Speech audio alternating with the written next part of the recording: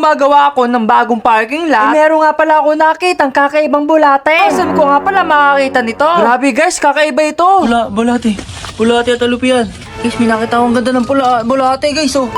For this video nga pala, gagawa nga pala ako ng panabagong parking lot. Dahil yung parking lot na ginawa ko nung nakarambuan ay hindi nagkasya yung bagong kotse natin. Kaya naman naisipan ko na dito na lang ako gumawa. Bago nga pala lahat, ililinisin ko muna ito. Tatanggalin ko nga pala yung mga nakaharang. Patulad na nga lang pala ng rep tab. Dito nga pala nakalagay yung mga isda ko. Halos ilang buwan na nga pala, hindi ko ito sinisili. Lagi ko lang ginagawa, hinahagisan ko lang ng patoka. Kaya naman titingnan natin kung anong makikita natin dito. Napansin ko nga pala itong halaman ko, sobrang daming bunga at malaki na din. Kaya hinawi ko muna ito at sisilipin ko nga pala yung mga isda dun sa dulo. Makakita ko nga pala ng mga isda sa dulo ay sobrang gaganda nga pala nandito. Ito nga pala hindi ko nga pala napapansin. Basta nag-aagis lang ako ng pagkain ay okay na yun. Hindi ko nga pala akalain na dumami ito. Tapos kay gaganda nga pala ng mga kulay. Kaya naman papakita ko nga pala sa inyo. Ang tawag nga pala dito Silverano Red Tail. Short tail nga pala ito mga katampi. Tapos nga pala tatanggalin ko na nga itong rep tab sa unahan. Tingnan nga pala natin kung anong laman sa ilalim. Buti na lamang wala akong nakakitang kakaiba dito. Yung mga lamang ligaw nga pala dito ay tatanggalin ko na nga din. Para nga pala maging malinis yung ating parking lot 2.0. Pagpasensyahan nyo na nga pala mga katampi kung pangat yung pangagawa ko sa ating parking lot. Sobrang sikip kasi doon mga katampi, kaya naman okay na siguro dito. Ipapakita ko nga pala sa inyo yung mga lagagong isda. So ito na nga pala laman ng rep tab na nauna. So yan mga katampi, kay gaganda nga pala nito. Ang tawag nga pala dito HB Neon. Sa nga pala ito sa mga mabenta sa akin. So meron nga pala nakakita mga kal. Kaya naman ilalagay ko nga pala sa aking arwana. Pasensyahan nyo na, hindi nyo makita. Siya nga pala si Maria, ang alaga kong arwana. Tapos meron pa pala ako dito ang toksito ko. So yan guys, kakunti na nga pala ito. Dito nga pala pangalawang laptop na natin ito. Siyempre angatin na natin at titignan natin kung ano makikita natin dito sa pangalawang laptop. Pag-angat ko nga pala mga katapi ay meron ako nakitang kakaibang bulate.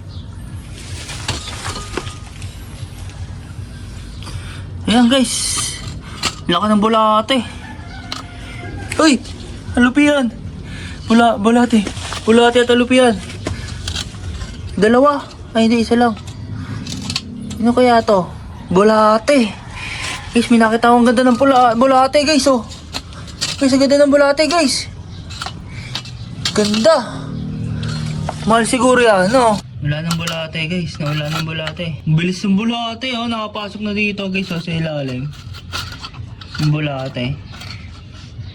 Bilis. So balik na nga pala tayo sa kwento. Ito nga pala pinakalas na rep tab. Dito mga katampi kay gaganda nga kulay. Tapos meron nga pala mga nakawala. Kaya naman pinagkukuha ko mga katampi. Sobrang ganda nga pala ito mga katampi. Tawag nga pala dito Silverano Red Tail. Short tail nga pala yan mga katampi. Kaya na may isang tabi muna natin ito. And then titingnan natin kung anong laman nga pala sa pinakahuling rep tab. Pinuglat ko nga pala ito mga katampi at wala naman ako nakita. Dito nga pala ang dami mga nakawalang mga isda. Kaya na pinagkukuha ko. Dahil ipapakaya ko nga pala ito kay Arwana. So yan mga katampi, okay na. Wala na nga pala mga rep tab, kaya na matatanggalin ko na nga pala yung mga nakaharang. Tulad na nga pala itong gate na to, madali lang pala itong baklasin. Hindi ko nga pala itong winelding. So ayan guys, napakadali nga palang baklasin ito. Binuhat ko na nga pala at nilagay ko sa isang tabi. So nagukay na nga pala ako dito para sa aking halaman ng talong. Dito nga pala binunot ko na nga pala yung talong. Kasi nilipat ko nga pala ng ibang pwesto. Sana nga pala mabuhay ito mga katampi sa palagay nyo. So nga pala diniligan ko na nga din. Sobrang sipag nga pala ito mamunga mga katampi. Sobrang sarap din nga pala ng bunga nito. Dito nga pala ibalik na nga pala tayo sa ating pagtatrabaho. So bali nga pala ito nga pala ginagawa ko para mapalapat yung lupa. Tapos nga pala, kukuha nga pala ako ng ilang graba. Bali doon na nga pala ako kukuha ng graba. Para nga pala makatipid na din ako. So yung mga katampi, kumuha na nga pala ako at tinaayos ko na. Lalagyan ko nga pala siya ng tali para nga pala hindi ako mahirapan. Katulad nga pala itong dati. Kaya mga katampi, tapos dadalhin ko nga pala dito sa may lupa. Pagkatapos nga pala ibubuhos ko. Ikakalat ko lang ito na para pang katulad ng dati. So yung mga katampi, okay na. Sana nga pala maging perfecto na ito. So yung mga katampi, okay na nga pala yung ginawa kong bagong parking lot. Ayan mga katampi.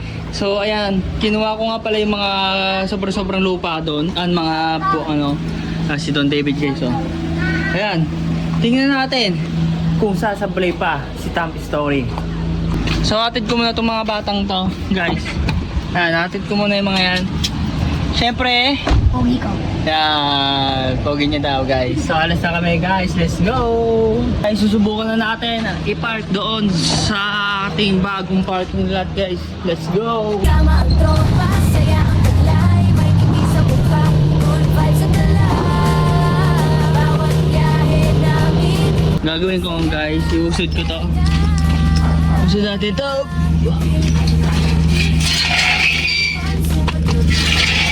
Yan. So, Kusina pa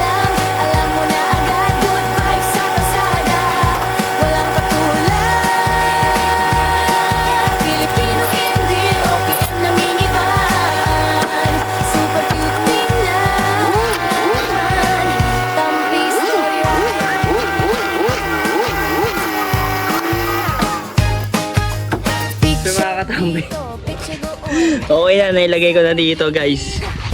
Yan. Okay na guys, oh. Kita ang cute nito. Kailangan semento to.